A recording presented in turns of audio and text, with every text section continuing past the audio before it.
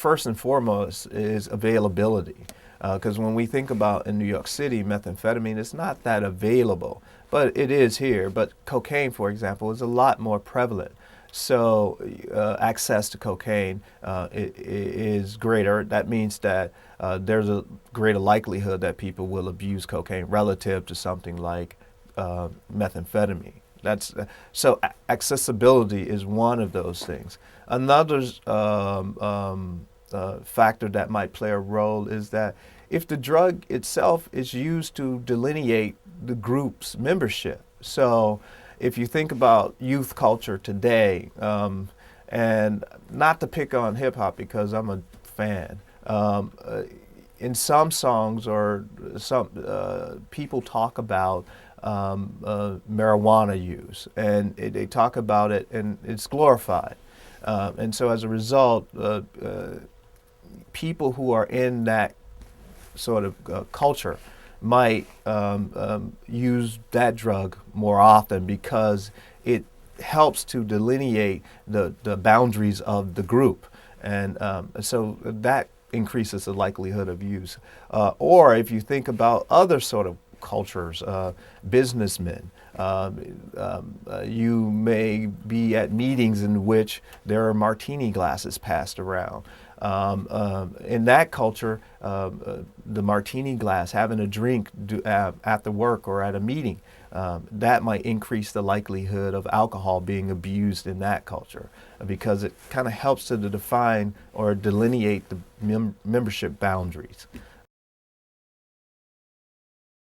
I think that if we do, we may see abuse of the drugs that are more widely available, like alcohol.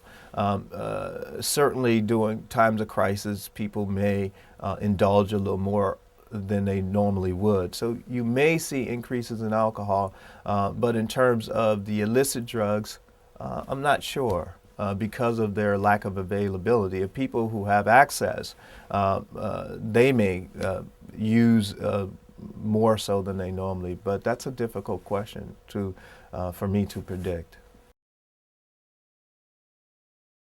For the most part, people who are using antidepressants, for example, they need those medications and they are helping them with their psychiatric illness.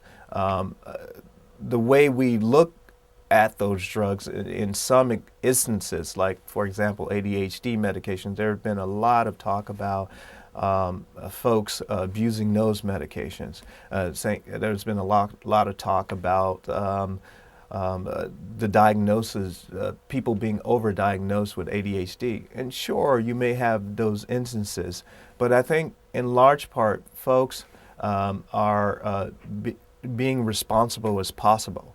And whenever you have human behavior, there is an opportunity for abuses. And I think that in this case, medicine is not exempt. And I just think that this is what we can expect in general from humans, and this is not some aberration. A generational change, people change. Young people who are young today won't be the same folks tomorrow. And so as new generations come about, they have to find their own way. Not only with drugs, they find their own way with fashion, they find their own way with the way they wear their hair, a wide range of domains in which they find their way. And drugs is just one of them. It's not special, it's not unique. You see some generations really being into LSD, whereas other, or the psychedelics in general, whereas other generations are really into the stimulants.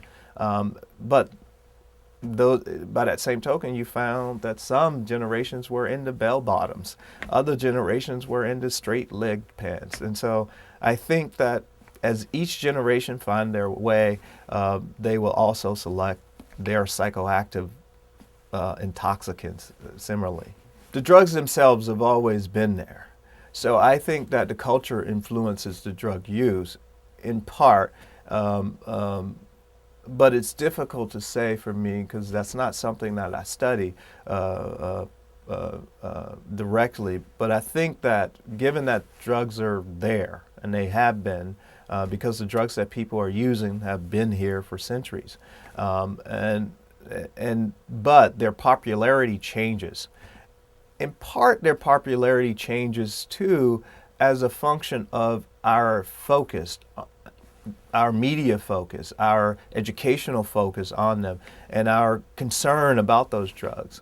I think it was in the early 1970s, Edward Breacher, published a paper on how to start a nationwide drug fad. And he talked about how he used the example of glue sniffing in Pueblo, Colorado, in which a few youth were sniffing glue, and then it was reported in the Denver Post, and then it just gained so much popularity.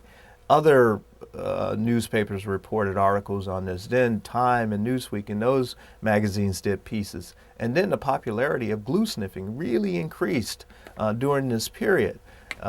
But before those articles advertised glue sniffing, young people, most young people had no idea about glue sniffing and nor interest.